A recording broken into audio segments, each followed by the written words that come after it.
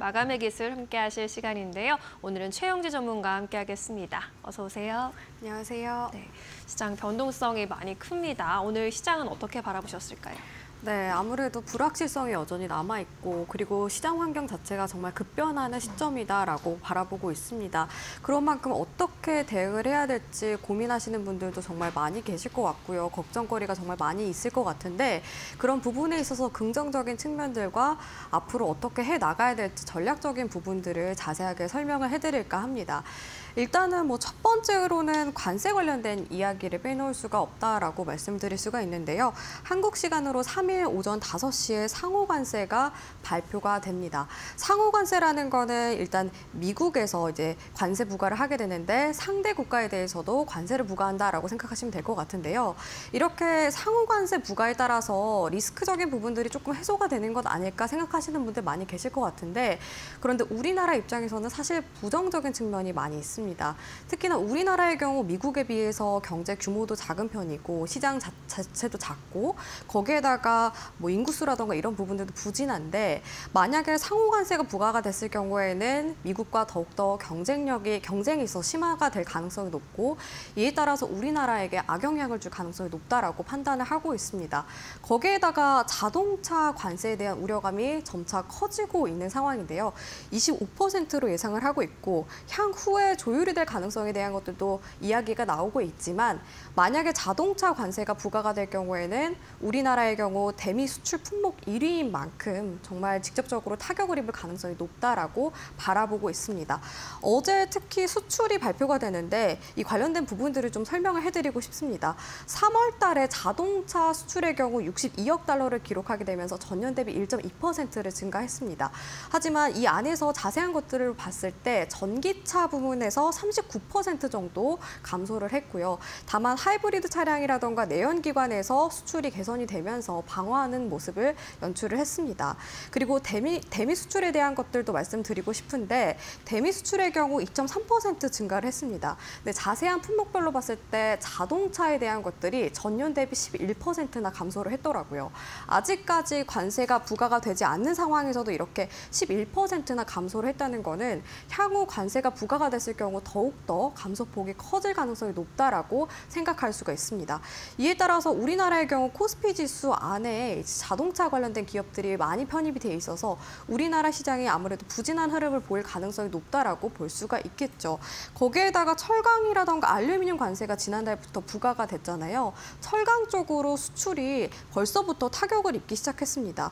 이번에 발표가 된 철강 수출의 경우 단가 하락 영향으로 인해서 10%나 감소를 했고요. 이에 따라서 직접적인 타격을 입고 있다라고 볼 수가 있는데 그나마 기존 계약을 통해서 방어를 하고 있지만 몇 개월 동안은 수출에 대한 것들이 부진한 흐름을 보일 가능성이 높은 상황입니다. 이런 상황에서 시장 변동성은 더욱더 커지고 있는데요. 오늘 같은 경우 코스피 200의 변동성 지수가 장중에 1% 넘게 상승하기도 했습니다. 변동성 지수가 높아졌다는 의미는 그만큼 변동성이 크게 확대가 됐다는 의미인데 이렇게 변동성이 큰 만큼 우리가 어떻게 전략을 짜야 되나 걱정하시는 분들 많이 계실 것 같아요. 근데 저는 오히려 긍정적인 측면을 말씀을 드리자면 공매도 재개라던가 넥스트레이드로 인해서 유동성이 더 풍부해지고 거래 대금이라던가 거래량 증가로 인해서 이런 변동성이 나와주게 된다면은 우리가 그런 변동성을 이용해서 전략을 잘 짜나가면은 오히려 수익 실현하기 좋은 장세라고 보고 있어요. 이 자동차라던가 관세 부과에 대한 걱정거리가 있는 섹터들을 조금은 제외하고 방어할 수 있는 경기 방어주라던가 아니면 관세의 영향을 받지 않은 엔터주라던가 게임주 이런 것들을 편입을 하게 된다면 저가 매수세로 살 수 있는 기회다라고 보고 있고 거기에다가 제가 항상 과대낙폭 관련된 종목들 말씀드리고 있잖아요. 저평가돼 있거나 과대낙폭 관련된 종목들 접근을 해본다면은 조금 더 우리가 좀 장기적으로 봤을 때 이런 변동성을 이용해서 수익을 극대화할 수 있다라고 바라보고 있습니다. 그리고 반도체 관련된 섹터도 지금 불안정한 상황이긴 한데 반도체의 경우 사실상 우리나라 주력 산업이기도 하고 장기적으로 봤을 때는 지금 상황에서는 좀 안 좋을 수는 있어도 장기적으로는 저는 우상향을 할 할 거다라고 바라보고 있어요. 그래서 지금 상황에서 분할 매수 관점으로 좀 접근해 본다면은 더 긍정적인 성과를 보지 않을까라고 생각이 들어서 너무 걱정보다는 변동성을 이용해서 우리는 수익 실현을 해 나가자라고 말씀을 드리고 싶습니다. 네, 오늘 업종별로 살펴보면 화학 업종, 제약, 철강, 자동차 쪽에서 하락폭 좀 두드러졌습니다. 이런 하락장 속에서도 정치 테마주의 상승세가 또 두드러지고 있는데요. 윤석열 대통령의 탄핵 심판 선고기일이 정해지면서 줄줄이 상한가를 기록하고 있는 이재명 테마주가 오늘도 급등세 이어가면서 오리엔트전공, 형지글로벌 등 52주 신고가 기록하기도 했습니다. 계속해서 내일장 전략 세워보도록 하겠습니다. 이제 드디어 내일 새벽이면 트럼프의 상호관세 내용이 발표가 되는데 어떤 점에 좀 주목해보면서 준비를 해봐야 할까요? 네, 일단은 관세 부과 이후에 경제에 대해서 둔화될 거라는 가능성이 큰 만큼 아무래도 경제 지표를 꼼꼼하게 따져봐야 된다고 오늘도 네. 말씀을 드리고 싶습니다. 왜냐하면 지금 상황에서 경제 지표가 좋지 않게 나오면 향후에 더 안 좋아질 가능성이 높기 때문인데요. 그렇게 되면 투심 위축으로 이어질 가능성이 높습니다. 그래서 이번 주에 발표가 되는 미국의 경제 지표를 하나하나 확인을 해보시는 게 좋겠습니다. 특히 가장 중요한 게 금요일 밤에 나오는 고용보고서인데요. 고용보고서 발표를 앞두고 크고 작은 고용 지표들이 발표가 됩니다. 지난 밤의 경우에는 2월에 미국 구인 건수가 발표가 됐는데요. 756만 8천 건을 기록하게 되면서 예상치를 하회했습니다. 그러면서 고용이 점차 둔화되고 있다라고 판단을 할 수가 있고 이번에 이렇게 둔화된 원인은 제조업이라던가 무역, 교통업, 금융업 등에서 이제 대부분 구인 건수가 많이 줄어들었기 때문입니다. 그리고 경제가 불확실성이 커지게 되면서 채용이 적고 퇴직도 증가하고 있는 추세인데요. 그런 만큼 고용 보고서도 더욱더 둔화될 가능성이 높다라고 볼 수가 있겠죠. 오늘 밤에도 미국에서는 ADP 민간 고용이 발표가 되는데 이 부분도 신경 써서 확인을 해봐야 될 것 같습니다. 이 보고서의 경우에는 공공부문을 제외한 민간 부문 고용 변화를 판단할 수가 있는데요. 특히나 미국의 실제 고용 상황을 반영을 하고 있고요. 비농업 부문 고용과 유사한 흐름을 보이는 만큼 미리 예측을 할 수 있는 지표라고 볼 수가 있습니다. 그래서 미국에서 발표가 되는 고용 지표가 이번 주에 많이 발표가 되는 만큼 우리가 꼼꼼하게 따져보면서 현재 상황에서 경제 지표가 탄탄하게 나와야지만 향후에 버텨줄 수 있다라고 볼 수가 있습니다. 이뿐만이 아니라 4월 3일 밤에 3월 ISM 서비스업 지수도 발표가 되니까 이 부분도 참고하셨으면 좋을 것 같고요. 제가 앞서 말씀드렸다시피 지금 변동성이 큰 장세가 연출이 되고 있습니다. 그런데 이런 만큼 변동성이 큰 장세인 만큼 주도하는 섹터라던가 주도하고 있는 테마들이 더욱더 부각이 될 가능성이 높아요. 이런 장세가 오히려 우리에게는 기회의 장이라고 저는 바라보고 있는데 왜냐하면 그만큼 주도할 만한 섹터를 미리 예측을 한다면은 조금 더 수익을 계속해서 쌓아나갈 수 있는 장세이기 때문입니다. 이번 주 흐름으로 봤을 때 월요일에 이제 공매도 재개를 하고 나서 바이오라던가 2차 전지 관련된 종목들이 크게 조정을 받았었고 어제 같은 경우에는 이 관련된 종목들이 저가 매수세가 들어오면서 반등이 크게 나와줬습니다. 이뿐만이 아니라 반도체 관련된 종목들도 크게 반등이 나오다가 오늘은 잠시 쉬어가는 움직임이 나오고 오늘 같은 경우는 정치 테마주들이 크게 부각이 됐잖아요. 이렇듯 지금 삼거래일로 봤을 때 주도하고 있는 테마라던가 섹터가 굉장히 뚜렷하게 보인다는 걸 알 수가 있어요. 그럴 때일수록 우리는 단기적인 관점에서 전략을 세울 수가 있는 장세라고 저는 더 바라보고 있어서 우리가 좀 단기적으로 테마라던가 섹터 같은 것들을 잡을 수 있는 전략들을 제가 꼼꼼하게 좀 세워드리고 싶고요. 저 같은 경우에는 사실 뭐 테마주 같은 경우 특히 정치 테마주는 조금 더 리스크가 크다고 생각이 들어서 좀 주도할 만한 섹터들을 더 바라보는 게 좋지 않을까라고 생각하고 있어요. 그중에서 엔터주라던가 게임주를 생각을 하고 있는데 지난주의 경우 제가 크래프톤을 또 제시를 드리기도 했잖아요. 네. 크래프톤의 경우 작년 기준으로 이제 게임주들의 업황이 부진했는데도 불구하고 실적 방어를 잘했었고 올해 들어서 신작에 대한 이슈로 인해서 크게 시장에서 부각이 됐습니다. 이런 부분에 있어서 긍정적이게 바라보고 있고 엔터주나 게임주의 경우 관세 이슈를 안 받는 섹터이기 때문에 더욱더 시장에서 강하게 부각이 될 가능성이 높다라고 보고 있어요. 거기에다가 한 5월쯤에는 한한령 해제에 대한 기대감까지 모멘텀으로 작용을 한다면은 이 두 섹터가 주도를 하지 않을까라고 생각을 하고 있어서 제가 제시를 해드렸던 크래프톤을 비롯해서 엔터주와 게임주들은 포트폴리오에 좀 필수적으로 편입을 해보는 게 어떨까라고 말씀을 드리고 싶습니다. 네, 이렇게 시장이 좀 조정을 받고 있을 때 주도적인 섹터를 미리 선점을 해서 수익을 쌓아 나가는 전략을 또 알려주셨는데요. 게임과 엔터 쪽에는 관심 가져가 보자라는 이야기로 정리해 보도록 하겠습니다. 자, 그러면 내일장 시초가 공략주로 넘어가서 어떤 종목을 시초가 공략주로 보고 계실까요?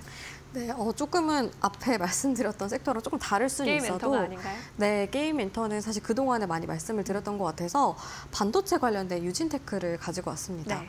사실 반도체 관세에 대한 우려감이 커진 상황에서 왜 반도체 관련주를 가져왔는지 궁금해하시는 분들 많이 계실 것 같은데 유진테크의 경우에는 반도체 장비 관련된 사업을 하는 기업이에요. 그런데 관세 이슈를 조금 벗어난 기업인 것 같아서 저는 지금 상황에서 저가 매수의 기회로 보고 있다라고 말씀을 드리고 싶은데요.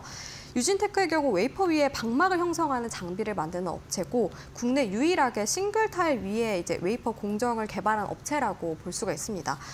고객사 삼성전자와 SK 하이닉스가 있는데 최근에 디램 공정 전환에 따라서 장비 수요가 증가하고 있는 추세입니다. 이에 따라서 수혜를 받을 가능성이 높은데요. 특히나 삼성전자와 SK 하이닉스가 5세대 1B라고 해서 기존 세대보다 조금 더 집적도가 높고 그리고 전력 설비에 있어서 좀 소비가 낮은 그런 전환을 하고 있는 상황에 공정 전환을 진행을 하고 있는 상황에서 유진테크의 CVD ALB 장비 수요가 증가를 하고 있는 추세입니다. CVD가 뭐냐면은 방막을 형성하는 기술이라고 볼 수 있는데 유진테크가 이 디램과 관련된 CVD 양산 장비를 세계에서 최초로 개발을 했어요. 그래서 기술력에 있어서도 뛰어나서 더욱더 직접적인 수혜가 기대된다라고 볼 수가 있고요. SK 하이닉스가 지금 신규 디램 생산 기지를 올해 말부터 양산을 돌입할 예정인데 이런 부분에 있어서 장비 투자가 더욱더 확대가 될 걸로 보입니다. 그래서 유진테크가 실적 개선에 대한 기대감이 더 커졌다고 볼 수가 있고 그리고 자회사에 대한 기대감이 굉장히 큽니다. 미국의 자회사 유지너스를 보유를 하고 있는데요. 2017년에 독일 기업 엑스트론으로부터 장비 사업을 인수를 해서 설립한 기업입니다. 미국 자회사인 만큼 미국 관세 부과에 대한 것들을 조금 피해가지 않을까라고 생각을 해서 그런 부분에서 유진테크에 대한 기대감이 더 커졌다고 볼 수가 있고 또 자회사 EGTM이라는 자회사를 보유하고 있는데 반도체 소재 회사입니다. 최근에 이제 프리커서 사업을 진출함에 따라서 성장 동력을 확보를 했어요. 이런 부분들도 모멘텀으로 작용할 수 있다라고 말씀드리고 싶습니다. 그리고 유진테크의 경우 지금 상황에서 밸류에이션 매력도가 굉장히 높은데 특히 공매도 재개 이후에 저평가된 종목들이 더욱더 부각이 될 가능성이 높아서 이런 밸류에이션 매력도가 높은 종목들을 주목을 해보는 게 좋을 것 같아요. 유진테크의 경우 12NPR이 이제 11.35배 정도인데 업종 PER이 140배 정도더라고요. 업종 PER에 비해서 저평가돼 있어서 이런 부분에 있어서 저는 저가 매수세가 유입이 될 가능성이 높고 매력도가 높다라고 판단을 하고 있습니다. 그리고 영업이익률이 작년 기준으로 18%를 기록을 했더라고요. 작년에 반도체 업황이 안 좋았는데도 불구하고 영업이익률이 굉장히 높게 평가가 됐습니다.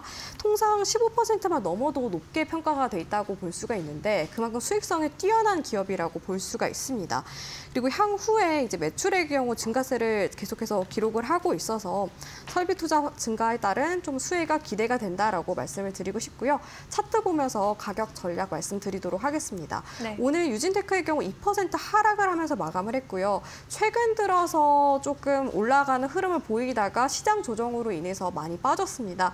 그런데 이동평균선 장기 이동평균선에서 지지를 받으면서 최근 들어 좀 반등하는 흐름 나와주고 있고 거기에다가 매물대가 길게 쌓여있기 때문에 지지 구간이 단단하게 나와주고 있다라고 저는 판단을 해서 더욱더 유진테크를 지금 관점에서 바라보면 좋지 않을까라고 생각을 하고 있고요. 매물이 열려있는 구간대 보니까 45,600원 구간대, 이 구간이 갭이 형성이 된 구간대이기도 한데 그만큼 적은 거래량에도 조금 더 상승 가능성이 높은 구간대라고 판단을 합니다. 그래서 목표가는 45,600원을 제시를 해드리도록 하겠고요.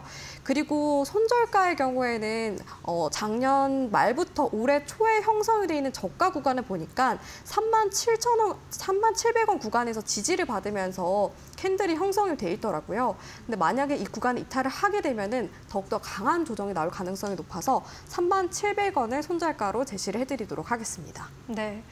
시초가 공략주로는 반도체 장비주를 제시해 주셨네요. 유진테크였고요. 관세 이슈에서 그래도 좀 벗어날 수 있는 종목이다라고 짚어주셨습니다. 뛰어난 기술력도 있고 앞으로 실적 개선 가능할 것으로 또 바라보고 계시는 데다가 업종 내에서 밸류에이션 대비 저평가 구간에 있다라는 분석입니다. 목표가 45,600원, 손절가 37,700원 꼭 기억해 보시기 바라겠습니다. 이렇게 해서 유진테크에 대한 이야기까지 들어봤고요. 오늘은 여기까지 마감의 기술 정리해 보도록 하겠습니다. 고맙습니다.